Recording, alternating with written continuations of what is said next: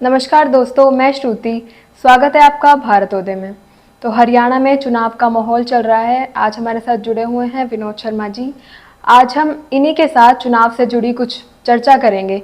तो सर, ये बात आ रही है कि जो कुमारी शैलजा जी है वो बीजेपी ज्वाइन करेंगी। तो आपको क्या लगता है, वो बीजेपी ज्वाइन करेंगी या नहीं करेंगी, या ऐसे ही इलेक्शन में एक अफवाह बनाई जा रही है?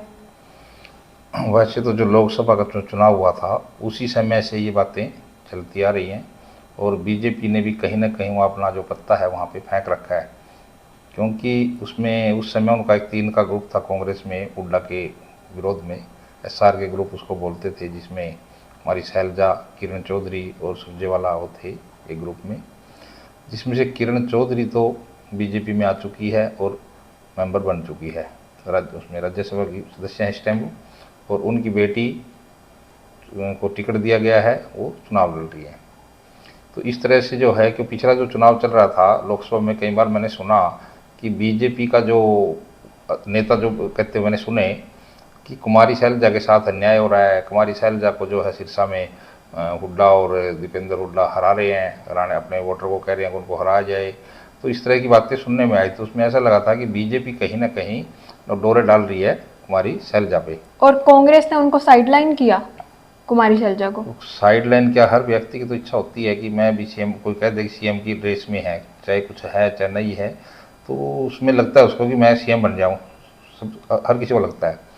अब साइड लाइन उनको एमपी की, सिरसा से एमपी तो बनाया है, उनको टिकट दिया, एमपी वो बनी है इस समय, और विपक्ष की सरकार है, मंत्री तो बन नहीं सकती।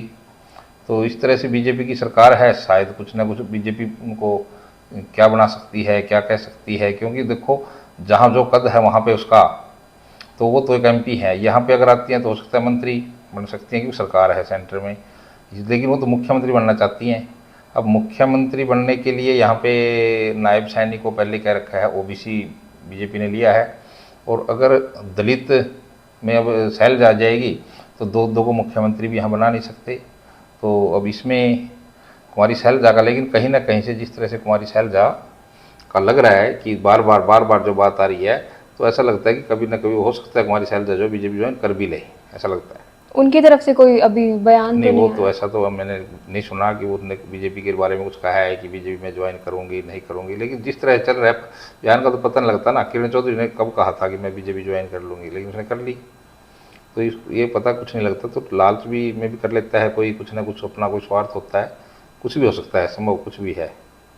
तो अगर वो बीजेपी में आ गए तो बीजेपी को कितना फायदा होगा, या उन कुमारी शैलजा को कितना फायदा हो सकता है इससे? बीजेपी में क्या है कि आजकल जाति पे जो है ना राजनीति चल रही है, जातिगत राजनीति। जातिगत राजनीति चल रही है। बीजेपी को लगता है कि कुमारी शैलजा अगर हमारे साथ आ जाती है तो कुमारी शैलजा के साथ ना दलित वोट बीजेपी की तरफ कन्वर्ट हो जाएगा, जो अभी कांग्रेस की तरफ है, उनका झुकाव है। अब वो झुकाव कुमारी शैलजा के साथ है या वैसे ही उनका कांग्रेस के साथ है झुकाव, वो विषय है। तो ये एक छोटा सा उसमें एक वो देखा जा रहा है, कहीं ना कहीं चांस ढूंढा जा रहा है कि कुमारी शैलजा अगर बीजेपी की तरफ आ जाए, या कुमारी शैलजा वहीं रह के भी मुखालफत करे कि मेरे साथ अन्याय हो रहा है, कुछ भी मतलब काम करे इस प्रकार का, ताकि कुछ ना कुछ वोटर इधर कन्वर्ट हो जाए। तो राजनीति में साम दाम दंड सब कुछ जो है चलाए जा रहे हैं। ऐसा अब कोई वो अच्छी राजनीति तो रही नहीं भाई कि मुद्दों की राजनीति रहेगी, ऐसा कुछ नहीं है। तो ये सब चीज़ें जो हैं होती हैं, तो ऐसा बीजेपी करेगी और कांग्रेस भी करती है। तो ये तो सीधा फंडा है, जो कांग्रेस करना चाहेगी वो करेगी, जो बीजेपी करना चाहेगी वो बीजेपी करेगी, दोनों ऐसे ही करेंगे। तो कुमारी शैलजा अगर बीजेपी की तरफ आ जाए तो बीजेपी को लगता है कि जो दलित वोट है वो उनकी तरफ आ जाएंगी। वो बीजेपी की तरफ आ जाएगा। अब वो कुमारी शैलजा के साथ आएगा या नहीं आएगा, वो कुमारी शैलजा के साथ है या वैसे ही उनका झुकाव उधर कांग्रेस की तरफ है, वो कुछ कह नहीं सकते। लेकिन चुनाव में सभी पार्टियां अपने सारे जोर लगाती हैं, बीजेपी को भी लगता है कि सारे साम दाम दंड जो भी है वो करेंगे।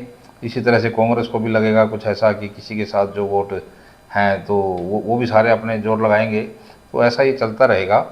तो लेकिन कोई वो राजनीति तो है नहीं अब कि अच्छी जो राजनीति, जो मुद्दों पे जो राजनीति होती है, विकास पे जो राजनीति होती है, तो वो तो पीछे। और इसमें बात है शैलजा की कि शैलजा को क्या फ़ायदा होने वाला है। इसमें फ़ायदा तो ये है कि शैलजा की तो जो इच्छा है अब सीधी मुख्यमंत्री बनने की है वहाँ कांग्रेस में, जैसा वो कह रही है। अब अगर वो बीजेपी ज्वाइन कर लेती है, पहले भी मैंने ये बात की है कि अगर बीजेपी ज्वाइन कर ही लेती है तो अब मुख्यमंत्री बीजेपी को कहना पड़ेगा तो उसको मुख्यमंत्री बनाए। अब वो मुख्यमंत्री के लिए इधर आए या कोई मंत्री बनने के लिए इधर आए तो वो तो उनका मंत्री का तो कोई फायदा नहीं। मंत्री तो वो मुख्यमंत्री की तो जो इच्छा है बार बार उनके अंदर जो जाग रही है तो वो तो रह जाएगी। और बीजेपी उनको मुख्यमंत्री बनाने की बात कर रही है तो फिर अभी ओबीसी नायब सैनी जी हैं जो उनके बारे को कहा है कि मुख्यमंत्री तो उनको बनाएंगे, तो फिर मुख्यमंत्री तो एक ही बनेगा, सारे जातियों में मुख्यमंत्री ऐसे कैसे बनेंगे। तो इसलिए ये तो क्या होगा बाद में, लेकिन राजनीति में एक बार जो है ना किसी तरह से बात जो अपना उल्लू सीधा हो जाना चाहिए, उसके बाद में देखा जाएगा किसको क्या बनाया जाएगा। पहले जो काम है चुनाव जीतना होता है, किसी भी तरीके से जीता जाए तो पहली कोशिश तो हर पार्टी की यही रहती है। तो ये विकास के मुद्दों को छोड़कर जो जातिगत राजनीति हो रही है देश में, वो उससे देश को कितना नुकसान और कितना फायदा हो सकता है? इस समय जो जातियों की जो राजनीति है तो वो बहुत ज़्यादा बढ़ी हुई है, क्योंकि जाति पर आधारित राजनीति इससे तो देश बड़ा पीछे चला जाएगा, पीछे जाता जा रहा है। क्योंकि चुनाव चल रहा है, विकास के मुद्दे, काम कराने के मुद्दे, उधर से मैनिफेस्टो भी जो है आजकल जो निकाल रहे हैं दोनों पार्टियों ने निकाले हैं, लेकिन उसमें क्या है कि उन्होंने भी कुछ ना कुछ दे रखा है। एक दिन पहले कांग्रेस ने निकाला था, अगले दिन भारतीय जनता पार्टी ने भी वो निकाला है, और उसमें सेम सा ही कुछ लगा है कि वो 2000 रुपये वो दे रहे हैं, उन्होंने 2100 रुपये अगले दिन दे दिया। तो जिस दिन पहले दिन मैनिफेस्टो निकाला था, मैं इसकी बात करता हूँ थोड़ी सी, कांग्रेस ने, तो कई बीजेपी के जो लोग थे वो कह रहे थे भाई इसका विरोध होना चाहिए, भाई ये फ्री में ये चीज़ें क्यों दे देंगे। तो जैसे ही अगले दिन निकाला भारतीय जनता पार्टी ने वो निकाल दिया, विरोध क्या करेंगे वो। तो इसलिए जो है उनको लगता है कि पब्लिक शायद इसी के लालच में वोट देगी। तो जो पार्टी जब ये मैनिफेस्टो अनाउंस करती है वो क्या सोचकर, वो जनता की सच में यही सोच है हमारे देश में कि ये जो मुफ्तखोरी बढ़ रही है, या वो इसलिए ही वोट देते हैं इस तरफ, इसलिए ही उनका उस तरफ झुकाव हो जाता है कि हमारी यहाँ पे हमारी जितनी भी इच्छाएं हैं वो पूरी हो रही हैं? ये इच्छाएं पूरी हो ही नहीं सकती, पब्लिक की भी इतनी इच्छाएं हैं कि वो पूरी हो ही नहीं सकती। और उसमें अगर पार्टियों ने वोट लेनी होती है, वो उसमें जो कुछ भी डालते जाते हैं मैनिफेस्टो में, कोई ये तो भारत में कोई ऐसा है नहीं कि जो आपने पूरे क्यों नहीं किए उसमें कोई सज़ा मिले किसी पार्टी को, आपने अपने वादे पूरे नहीं करे, वो वोट है आगे वो आप पब्लिक देगी या नहीं देगी बस। और कोई उसमें कोई कोर्ट में केस तो चलने से रहा, तो ऐसा कुछ है नहीं। तो इस तरह से ये जो है इस तरह की मैनिफेस्टो करना, जातीय पे आधारित राजनीति रह गई, तो ये जुमलेबाजी रह गई। इस प्रकार की भारत की राजनीति जो इस समय चल रही है, जबकि भारतीय जनता पार्टी को जो देखा जाता है उसका जो मेन जो देश राष्ट्रहित की पार्टी है ऐसा माना जाता है, लेकिन वो धीरे धीरे राष्ट्रहित की पार्टी जो होते हुए वो कहीं इन जातियों में आरएसएस जुड़ी हुई है। जैसे कि भारतीय जनता पार्टी से बार बार यही उसमें चलता है कि जाति ख़त्म होनी चाहिए, जातियाँ नहीं होनी चाहिए, लेकिन जातियाँ बढ़ती जा रही हैं। लेकिन घूम फिर कर वही मुद्दा आ जाता है, वही मुद्दा आ जाता है कि उस जाति का जो नेता वो है, उस जाति का नेता वो है, हम उस जाति का नेता बनाएंगे, हम उस जाति को ये नहीं कहता कि इस क्वालिटी का नेता बनाएंगे, जिस व्यक्ति के अंदर ये क्वालिटी होगी ऐसा नेता बनाएंगे। ये तो बात ही चली गई।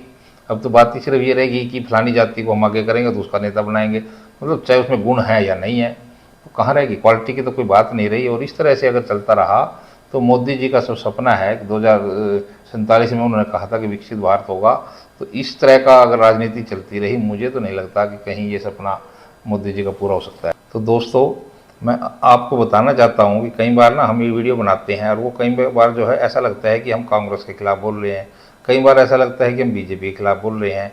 तो कोई लोग कहते हैं कि आप बीजेपी के खिलाफ बोल रहे हो, कोई कहते हैं आप कांग्रेस के खिलाफ बोल रहे हो, जबकि हम ऐसा नहीं कर रहे। हमारे को जो सच्चाई लग रही है मुझे, तो वो मैं वो बोलता हूँ। अब उसमें क्या है कि एक वीडियो से नहीं पता लगता, एक वीडियो में क्या लगता है कि हो सकता है मैं सच्चाई बोल रहा हूँ और सच्चाई वो पक्ष में जा रही है कांग्रेस के, तो बीजेपी को बुरा लगेगा, मैं सच्चाई बोल रहा हूँ बीजेपी के लिए, वो कांग्रेस को बुरा लगेगा। तो आपको जब सारी अगर आप वीडियो देखोगे तो आपको पता लग जाएगा कि मैं किसी एक पार्टी की न बुराई कर रहा हूँ, न किसी एक पार्टी की अच्छाई कर रहा हूँ। मेरा जो काम है वो सच्चाई को उजागर करना है, देश प्रेम को। मैं चाहता हूँ कि ये देश जो है तरक्की करे, और मोदी जी का जो सपना है 2047 का, वो किस तरह से पूरा हो सकता है, क्या हम कोई एक दो कदम उसमें आगे बढ़ रहे हैं कि नहीं बढ़ रहे हैं। तो मेरी ये इच्छा है। तो धन्यवाद।